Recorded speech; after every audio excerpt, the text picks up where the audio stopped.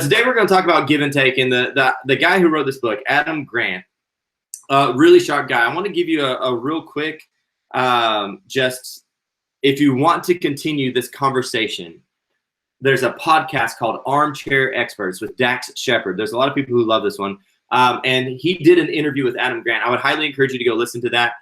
It gives a little bit more of a perspective of how Grant thinks, what he does, and all that good stuff. So you're welcome to go in.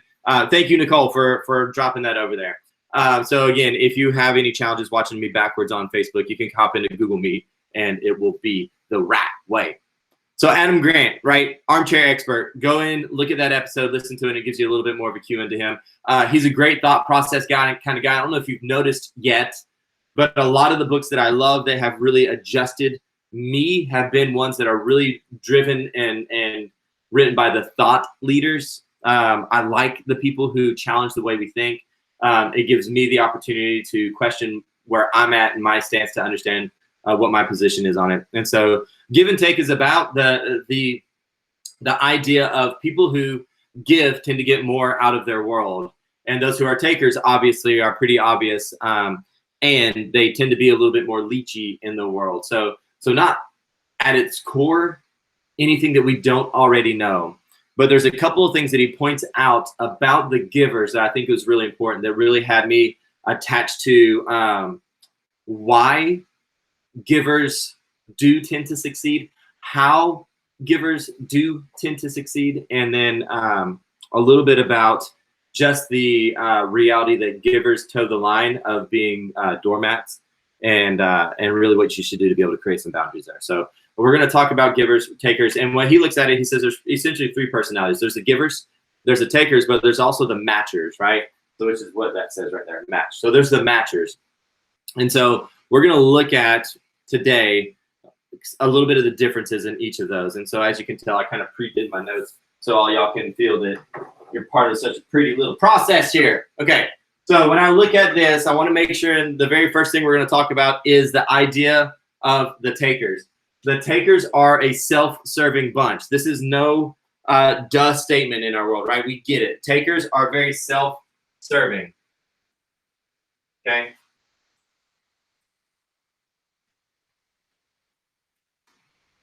We all know these people. We all probably work with these people. We may even have some of these people in our families, but the takers are all going to be very self-serving. And again, that's not rocket science to us.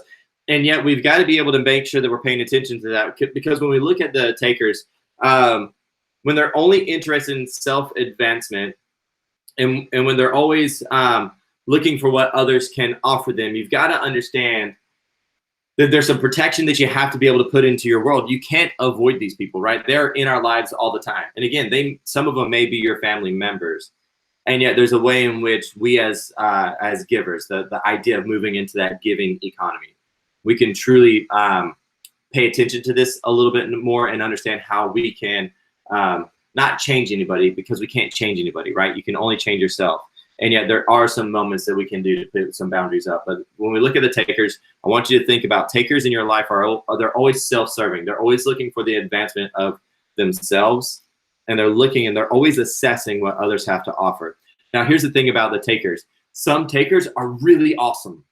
I'm just going to tell you, some takers are really awesome. But those who are always assessing what others can offer them, you've got to understand how that trail ends.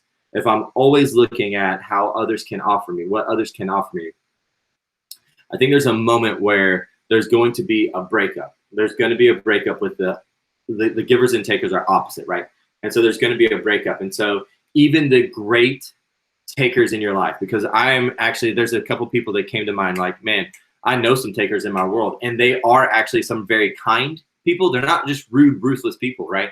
The takers are not rude and ruthless.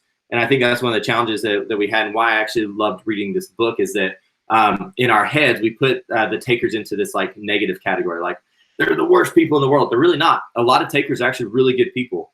But you've got to be careful about those who are always going to be assessing the situation for what others can offer them, right?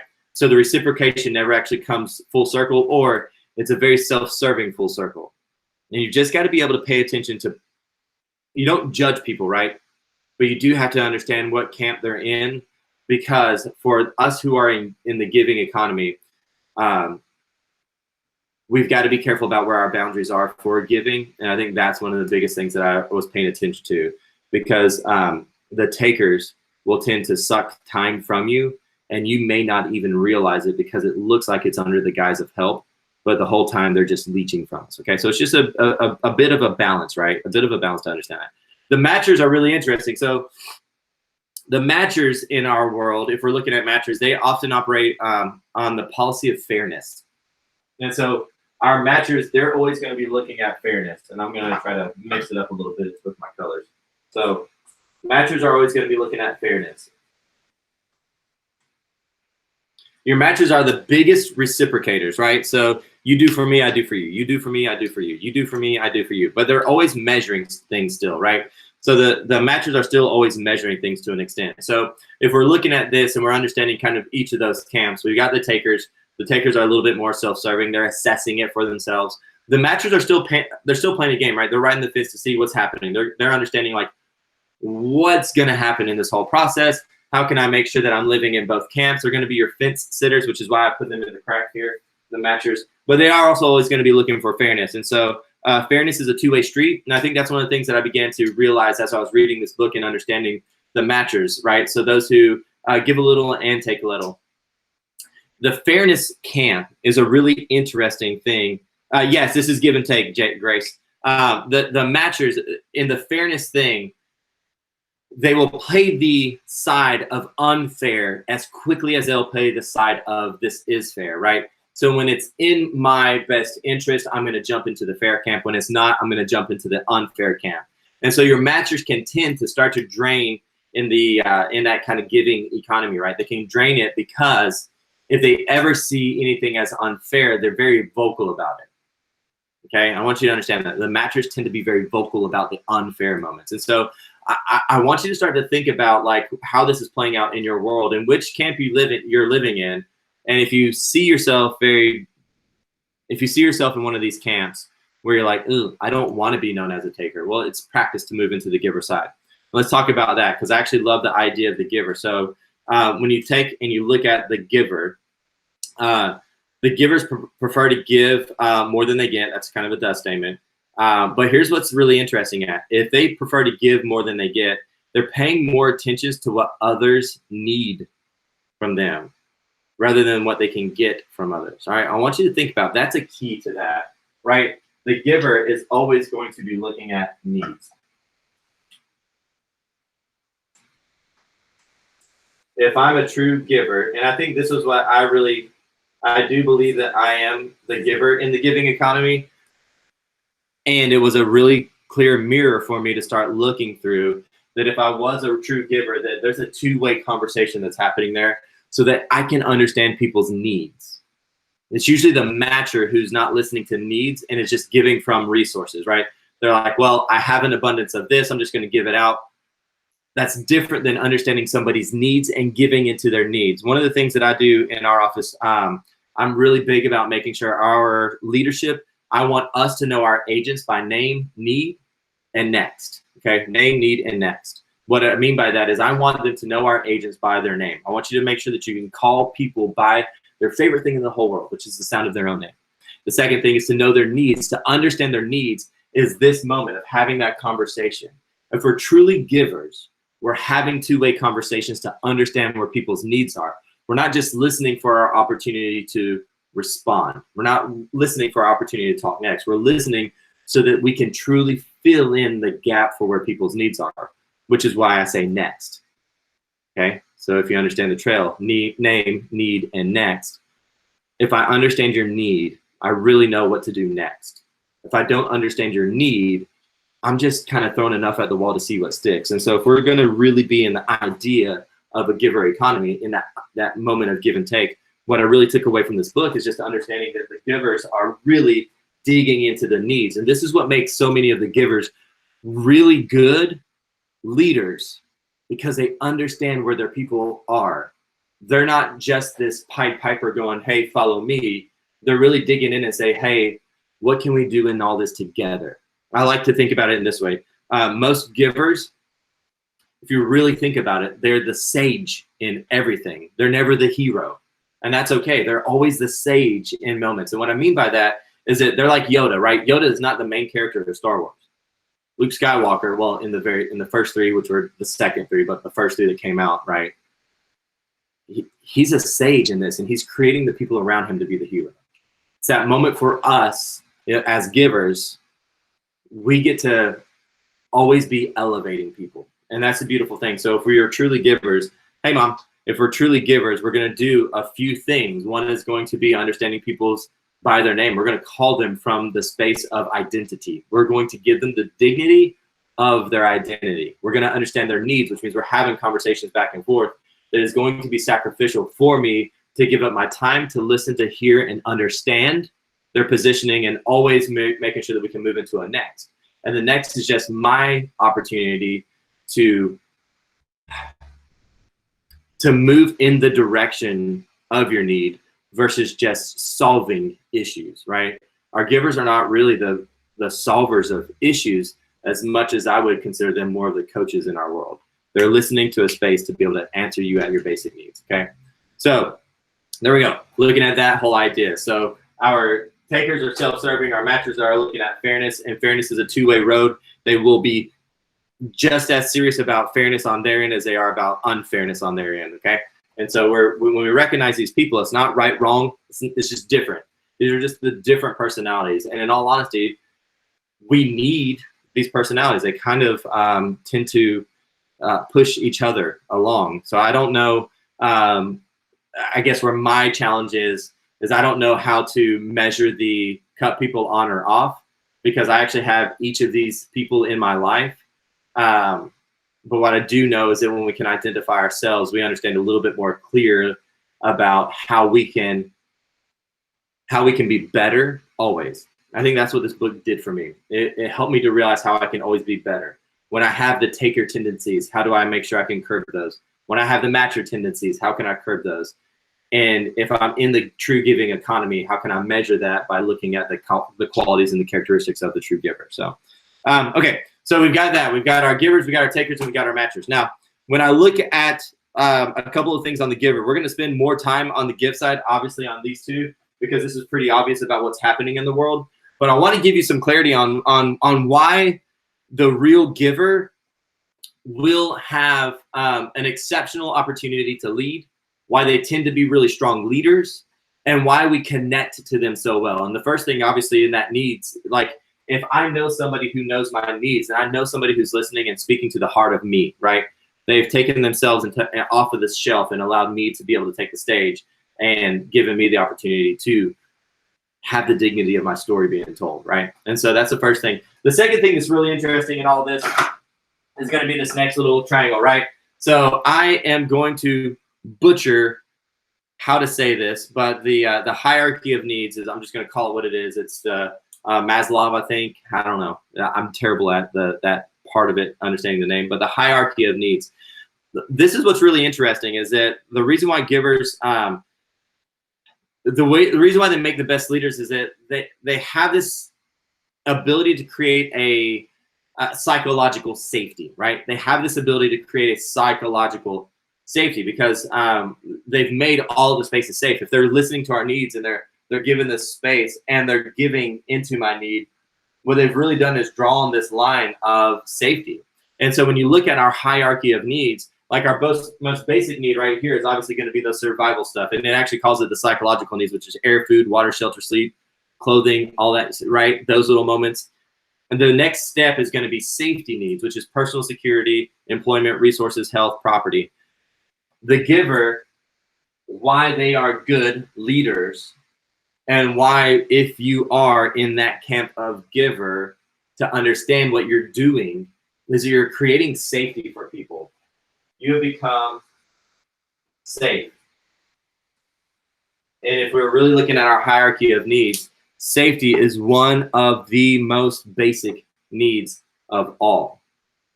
And so to really tap into that and understand and to really begin to switch our brains into giving mode, like it's really hard right now. So let's call a spade. Right now, everybody's in a situation, right? COVID has come in and uprooted a lot of things. I feel for a lot of people. There's a lot of those who are truly at the default of the government saying, no, your business is closed. Here, we're going to give you a couple of things, but we're going to see what's going to happen. Cities are going, hey, no, you guys, you can't operate. There's a lot of people telling us what we can and cannot do, which is a weird space to be in. I'm grateful for it because I think it is helping. I'm watching it do good. I think we need to get off of our own little soapboxes and listen for a change. I think we have a little bit of a challenge being told what to do. I won't go too far into that, but we're watching these default moments happen to a lot of people. And so as that continues to progress, it's really hard to think about giving, right? Even givers are having challenges thinking about giving. But there's something that you can always give from. I'm just going to tell you that right now. There's always a space to where you can give from. There should always be a space that you can give from, especially if you are a true giver.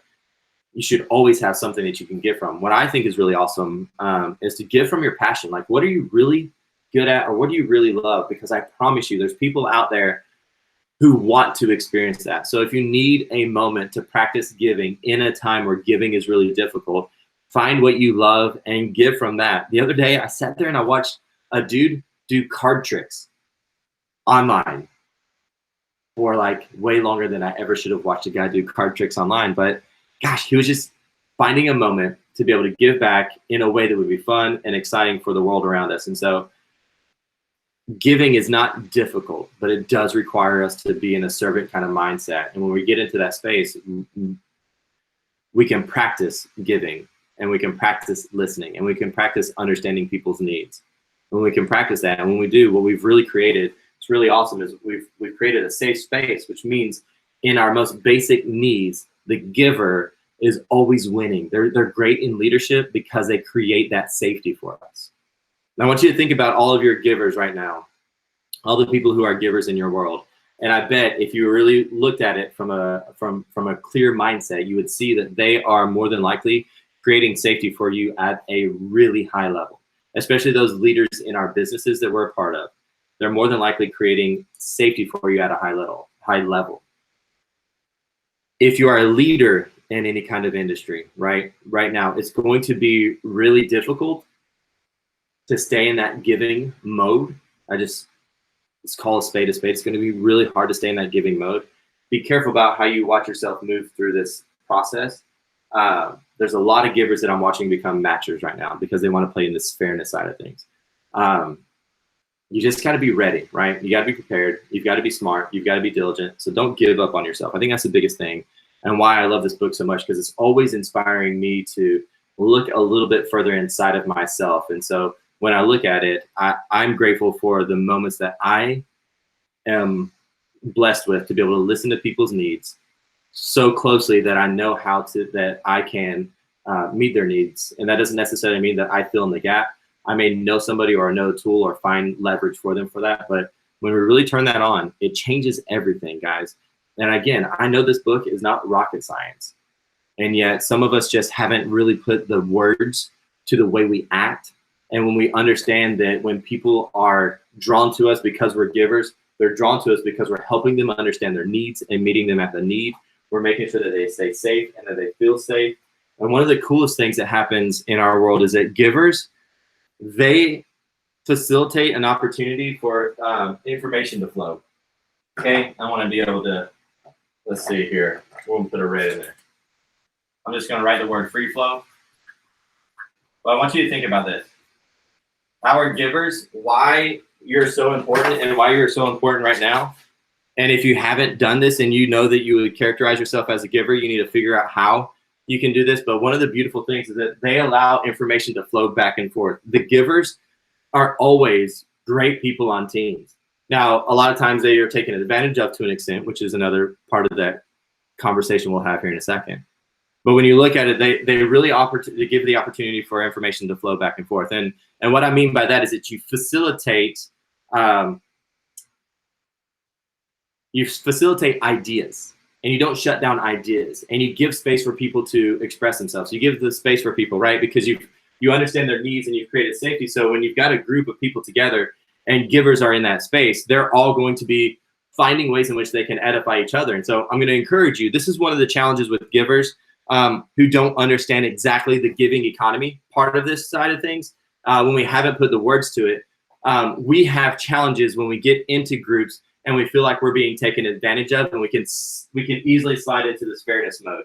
Like we feel like we're being taken advantage of. And the reality is that you've just got to be that opportunity. You've got to be that moment of the free flowing. You've become a catalyst for the free flowing of information. So now ideas are being exchanged versus somebody who might be self-serving is looking at the people who can help me the most, and they're just making sure that person is getting all the activity, getting all the credit, all that stuff. The taker is going to look at how they can position themselves higher. The giver is looking at who in us can we all rise together. A giver gives that opportunity for that old cliche that a rising tide raises all ships. And so if you think about this, if I'm looking at my opportunities as a giver, not only am I understanding needs and creating safety, but I'm also giving a better opportunity for information to flow.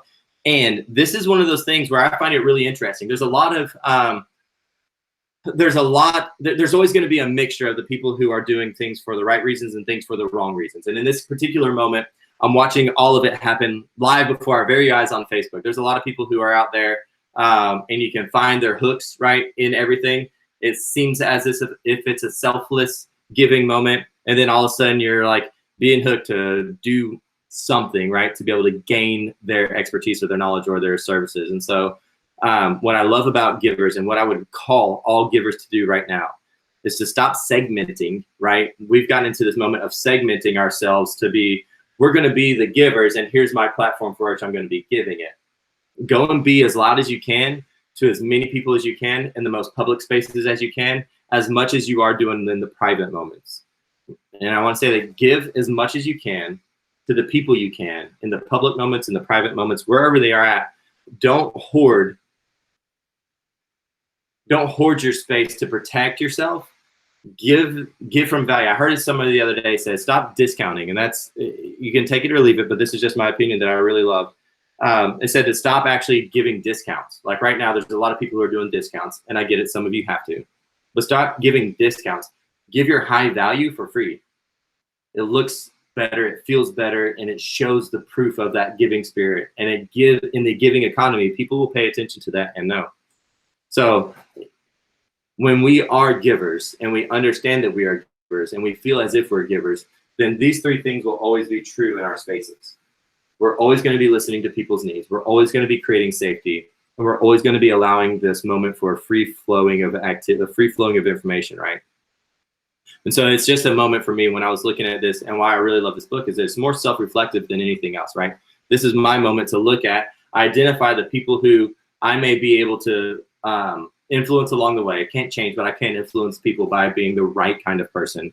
And to understand when I have this as my main mode of movement, then I can't really make wrong decisions.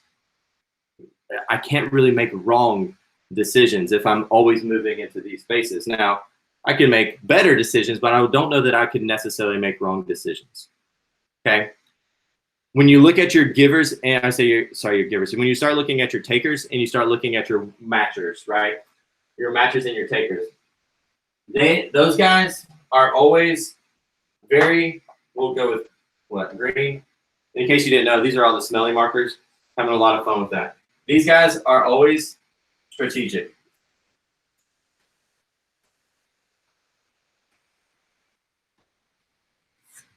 Okay.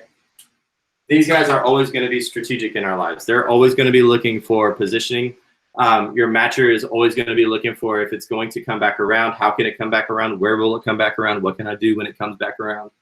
Your takers, that is just self-serving. They're okay with continuing to position themselves. You find that a lot of takers end up climbing corporate ladders fast. You find that your givers tend to rise to the top once all is said and done and it settles out.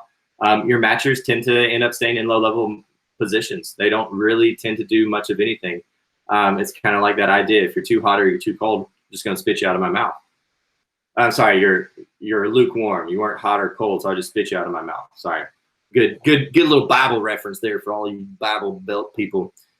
When I look at everything that I'm doing right now in the world that I want to be recognized in and how I want to be able to come off, I want to make sure that every morning, if I'm looking at the measurement of who I am, that everything that I do is creating a space for people to be able to see that their needs are met, that I'm creating safety in everything that I do. And I'm allowing the opportunity for that, the free flowing kind of information. The way I talk about it all the time, I say better together. Like, we are truly better together when we give ourselves the opportunities to be together, to grow together, to not be in competition, but to actually find ourselves truthfully wanting the best for everyone. We will always be on the winning side. I think about, I don't remember which book it is, but it's a conversation about husband and wives. It's one of the relationship books. I think it's Gary Smalley who was talking about it. He said, what if every argument that you got into, at some point you started arguing so that the other person would win? If both spouses were arguing for the other person's point to win, the argument would be obsolete, and we would be looking at what we can do to serve each other to make sure that they feel safe. I love that idea. That idea is awesome. What happens when we really reflect on this every single day and we look at this moment to be better together, to allow information to flow? And what if we gave everybody else the win? Givers still have this desire to feel a win, by the way, just in case you're like, well, I feel like I'm a winner, but I mean a giver, but like, gosh, I still like to win. That's okay. I like to win too. I'm competitive. But you're always going to allow this to be your intentionality in all of it is going to be pure. The intentionality of your matchers and your takers is going to be more strategic. Okay. I want you to think about that. When you start to get strategic, just check yourself a little bit. What am I really doing this for? Am I trying to politic? Am I trying to gain ground? I think that was one of the things that I took away from this kind of conversation, is that, like, once I feel strategic and once I get political, right? Once I start arguing my point too much, I'm just really getting into politics of, I want to win your vote. How can we put our votes to the side and make sure that the entirety of what we're about is coming to fruition, okay? Here's the last thing, guys, and I didn't write it on here, but I'm going to slap it on here with big old black letters. Although I'm going to spell it wrong, I guarantee you, I already did. Boundaries. My wife is going to be going nuts right now. I'm a terrible speller, by the way. I subscribe to Grammarly, Grammarly.com, where all your grammar needs are met. I don't know. I'm going to start getting some sponsorships at some point, I guarantee you. Boundaries, because here's the reality. You've got a lot of givers who are great leaders. You also got a lot of great givers who are sitting at the bottom. Not to be rude, not being any kind of judgment, but that's just the truth. There's a lot of givers who also are sitting at the bottom. And the reason why they're sitting at the bottom is because they haven't understood where boundaries exist. You've got to be a great leader, is not a doormat. And you have to have the necessity for boundaries around the giving. And it's really just to prevent burnout. If you believe that you are a giver and you give of yourself exhaustively, I promise you, you're always going to be sick. Some of you are like, yeah, I always feel sick. You're always going to be tired and you're always going to be worn out. I can't give if I don't find ways in which I can feel myself. There's some practicality in that I'm hoping that you could pull from all of this. Most of it's just going to be take a breath, do some meditation, take off your shoes, go get grounded in the earth. I actually have blocked the time out of my calendar now to start doing content consumption myself as I'm going through things. I want to see what's going out there. I want to see what people are doing. I want to start collaborating a lot more than I have been. And so when you look at your world, I want you just to be able to understand that what I took from this book is just, I think it's more of the, this is who I am and this is why it's working. And so now I can be more on purpose. That's what it gave me. If I am a giver, but I'm just giving from this free flow, right? I'm just continuing to give and give and give. There's no moment of like really understanding what giving really can do. It helped me to put into perspective that, like, if I'm truly a giver and I'm listening to people's needs, there's a reason why that is strong. And I need to practice that space more. To be able to be the true giver who's a leader, I need to practice in that space. And that's what I learned, because I always wanted to find ways in which I could help, but really I needed to find ways I could listen first. It gave me the strength of listening first. That's what this gave me. The idea of safety. If I really want to be a giver, and I understand the idea of safety, I'm going to be very cognizant when I create unsafe space from the way that I speak, the way people perceive the conversations that I'm having, the way I am publicly, privately. All of those things are going to start playing into the idea of, do I give people this sanction of safety? And then the last thing, like, this is where I stunt the most, because like, I love problem solving. I love moving fast, but there's a lot of times where I stunt the opportunity for free flow as far as like information, conversation, like people being able to participate. And so when I look at it, for me, it's me being able to reflect on, if I am a giver, then this will be how I act. And so it's just a litmus test for me. So when I look at the boundaries, and we had some of these conversations earlier in one of my other classes, is that the whole life balance moment. If I'm really looking at the life balance, right? So if I'm looking at all the areas of my life and I'm finding balance and counterbalance, it's going to be a real obvious way in which I can create boundaries. If I'm balanced everywhere, I've probably created some of the boundaries I need. If I'm unbalanced in any area of my life, I probably have allowed too much to seep in, and I've got to figure out how to bring some counterbalance back to my life. I'll gladly be able to bring in the conversation I had about that. I think I recorded that one. It may be on my YouTube channel. But the biggest thing about boundaries that I will give you guys, my own personal opinion, is when you find yourself out of balance in one of the life areas, then you probably haven't created the boundaries to protect yourself if you are a giver, okay? If you're a taker and a matcher, don't know what to say, no judgment, but you can start practicing the giving side of things. Everybody can become the giver, okay? That's what I believe. Everybody can change. Everybody can be inspired to become the giver. So this is why this book was so important to me. Had nothing to do with the rocket science of it. Had everything to do with giving me a measuring stick to look at myself. And if I truly believe that I am this, then I will make sure that I protect these things, okay? And that's what really made a big difference for me. I would highly encourage you guys to read the book. It was suggested to me by Brittany Brands, who's one of my favorite people in the world. She's a coach for business. She and I worked together for a little while at the Loken Group, and we're in real estate production. Now we've both gone on to leadership positions, and she's still so awesome. And I just want to give her a little bit of credit for suggesting this book to me. Grace, I'm going to give a little love to Cedric. So Cedric tossed out this: the most important right now is to come from contribution. I think that's awesome. I think that's a big deal, to come from contribution. Now let's understand what that means, right? Coming from contribution. It's not and you hit it. I'm driving there, right? To be a resource. If you're going to come from contribution, you're a resource. And here's the deal: it's an on faucet. If you're a resource right now and you're really coming from contribution, it is an on faucet. It's not a trickle faucet. It's not a for you, but not for you. For you, but not for you. For you, but not for you. It is an on faucet. So if we're going to come from contribution, it's a resource that is a fully functioning resource. Be a resource to people in the on position, not in the selective position. All right, Grace. Yes, that was the point in which you have to create boundaries. You can't fill other cups. Yeah, you have to fill other cups. You can't. Grace, I'm curious. All right, so since you're here and you're typing, you're getting your little fingers warmed up, what are some of the things that you practically do to make sure that you're filling your own cup? Like, what are some of your things that you're doing? I'd love to be able to hear that. Exactly, be a faucet. Thank you. All right, see, I knew what you were thinking, man. We're on the same wavelength. If y'all don't know Cedric, and you see here, if you're in this feed at all and you need coaching in your business to any extent, Cedric is a coach. That's what he does for a living. You have to forgive him. He's French. He can't fault him for that. But he is a great coach. He's a great friend. He's very, very diligent and purposeful about doing what he does. So you're welcome to jump in there. You can private message Cedric. I'm certain that he won't care about that.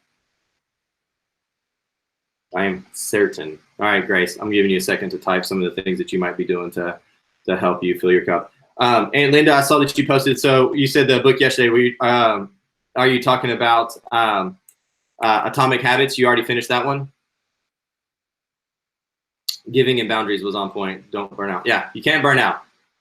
And you got to be careful about, like, in the burnout, you will 100% be paying attention to the burnout when you start to shift here. If you start looking at fairness and matching, there's a chance that you're getting into burnout stage. I'm just telling you. if you were to put a measuring stick to this, and you started to get into this moment of matching and started having the conversation of fairness, and you call yourself a giver, you're probably on the foot of burnout, okay? Oh, that might be dangerous. He put his cell phone out there. There you go, guys. Cedric is the man. Awesome. I love it. I'm glad that you really like that book. As a TL, we need boundaries. TL, so when she says TL, she means team leader. For those of you who aren't in the world of real estate, Grace is essentially running an office full of amazing agents and making sure that she can serve their businesses to the highest extent. So balance with balancing coaching and not consulting business, and consulting business owners is not a no, it's a right now. I love that. When you look at I like that you said the consulting side of things. Consulting, right? It's not telling people what to do. It's listening and understanding where they're at and meeting the need. So that's awesome. Thanks, Grace. It's really fun though when you really get into a consultation moment, your cup is filled, right? There's still a moment where your cup can be filled. It's just not as quick. And so make sure that you're finding those moments that you can actually gain what it needs to fill you. You can't be at the bottom rung and continue to be a giver for forever. I guess you can. I'm just curious about where the meaningful side of life comes in. What else, guys?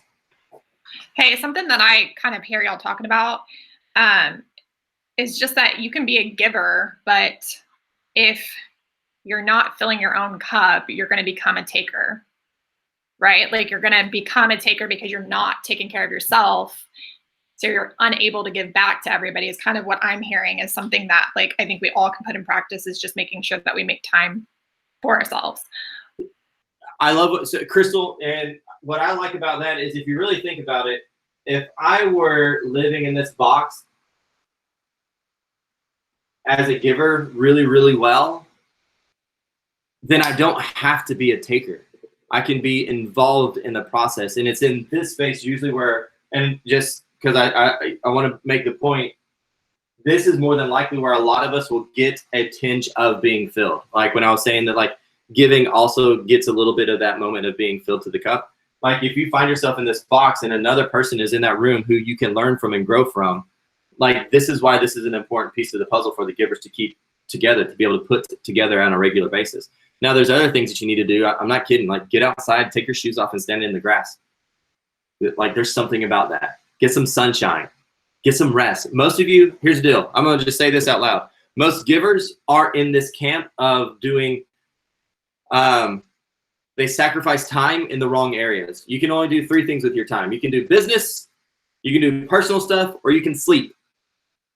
Most of us rob our sleep. Get rest. Stop robbing from your sleep. And then usually we're robbing from our sleep because we're trying to find a way to decompress, and we're decompressing because we gave too much all the way to the very end. So just find a way to get some rest, okay?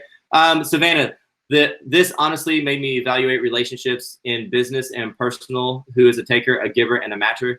Doesn't mean I have to stop being a free giver. However, it's good to recognize relationships and to be aware of some who be ready about it.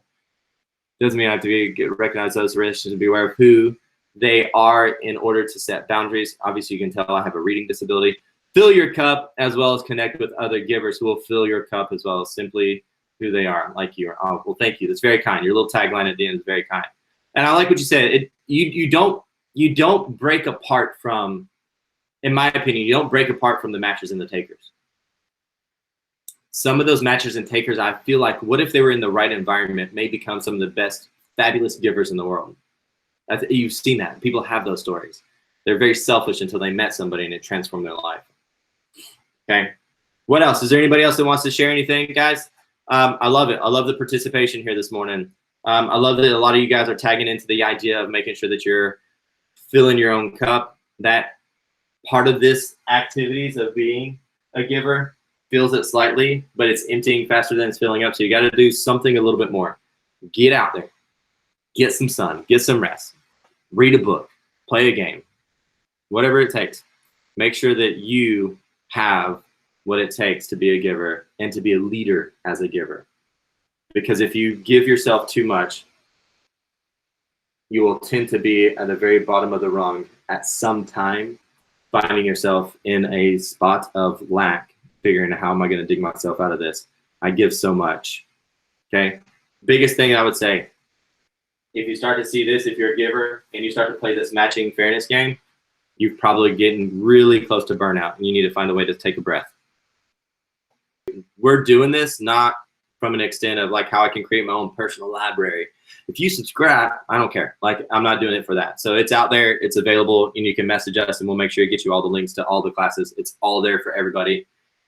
All of it, 100% of it. So thank you for that, Crystal. All right, guys, y'all are awesome. Thank you for joining in. I love seeing my family pop in here. Mom, not sure if you're still around. See you later. Aunt Linda, thank you. Always amazing to be able to see you guys. This is a lot of fun. I'll keep doing this. Next week, I'm actually going to do books again, but with a little bit of a twist. We'll get all that pumped out there today as Crystal and I get our week planned for the next week. Hope you're having a great day. You're going to be awesome. I'm telling you, you got to smile. Somebody needs to see you smile today.